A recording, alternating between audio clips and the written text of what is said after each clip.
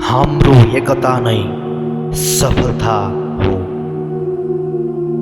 दाजुभाइहरू एकतामा बस्नु नै कति भलो र मनोहर कुरा हुन्छ।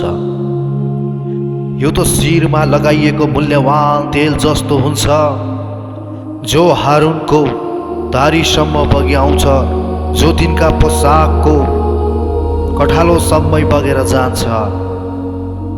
त्यो हेर्मोन डाँडाको शीत सियोन पर्वतमा परे जस्तै हुन्छ, किनकि त्यही परमप्रभुले सदाकाल जीवनको आशिष खन्याउनुहुन्छ।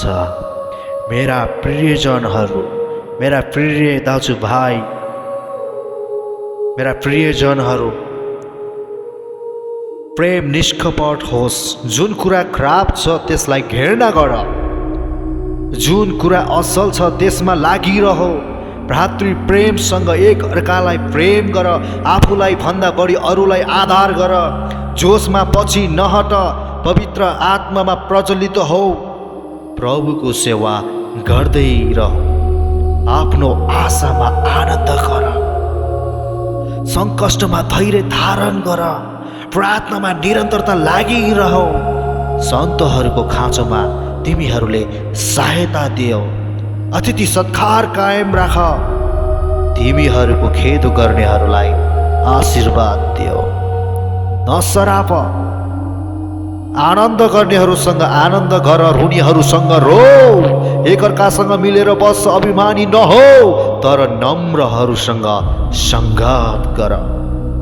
कहिले अहङ्कारी नहौ, कसैलाई खराबको सट्टा खराब नगर। जुन कुरा सबै मानिसहरूका दृष्टिमा आदरणीय छ तिनमा ध्यान देऊ।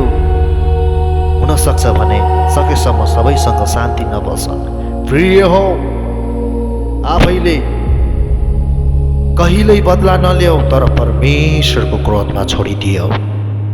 किनभने लेखिएको छ, बदला लिने काम मेरो हो, म नै बदला लिनेछु, परमप्रभु भन्नुहुन्छ। बरु तिम्रो शत्रु भोकाएको छ भने त्यसलाई खुवाऊ, त्यो तिर्खाएको छ भने त्यसलाई पानी देऊ। त्यसो गर्नाले तिमीले त्यसको टाउकोमा आगोको भुम्रो थुपार्नेछौ।